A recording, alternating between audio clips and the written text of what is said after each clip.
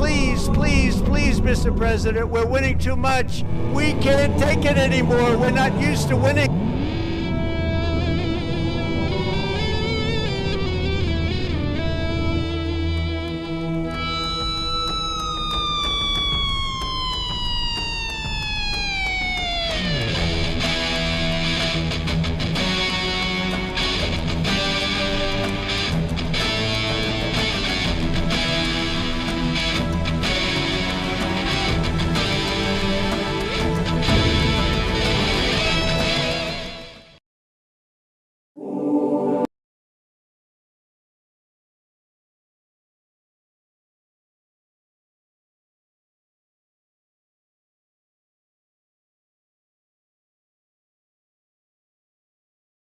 Today's ceremony, however, has very special meaning because today we are not merely transferring power from one administration to another or from one party to another, but we are transferring power from Washington, D.C.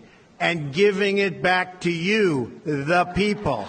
Observation sur une séquence d'investiture présidentielle. Une vidéo circulant actuellement montre un extrait d'une cérémonie d'investiture de Donald Trump.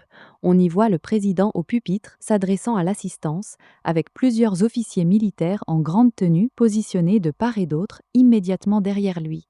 Des annotations ajoutées à la vidéo mettent en évidence les bandeaux de casquette de deux de ces officiers, l'un correspondant, selon les références uniformologiques de l'US Army, à la branche Military Intelligence, l'autre à la branche Judge Advocate General, JAG. La présence de personnel militaire en tenue de cérémonie lors des investitures présidentielles américaines s'inscrit dans une tradition établie de longue date. Depuis 1789, les forces armées apportent un soutien protocolaire, garde d'honneur, escorte, unité musicale, cordon d'honneur sous la coordination de la Joint Task Force National Capital Region. Ce soutien symbolise à la fois le rôle de commandant en chef du président et le principe de contrôle civil sur les forces armées.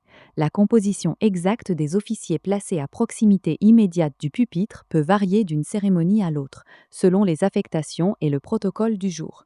Certains observateurs soulignent la présence simultanée d'officiers issus des branches du renseignement militaire et du droit militaire comme un élément notable. D'autres y voient une simple application du dispositif cérémoniel habituel. Les faits visibles dans la vidéo sont donc les suivants. Des officiers dont les insignes de casquette correspondent à ces deux branches se trouvaient à proximité du président pendant son discours. L'interprétation de la portée ou de l'intention de cette disposition relève du regard de chacun. Tu peux la copier-coller telle qu'elle, elle reste strictement descriptive et laisse la lecture ouverte.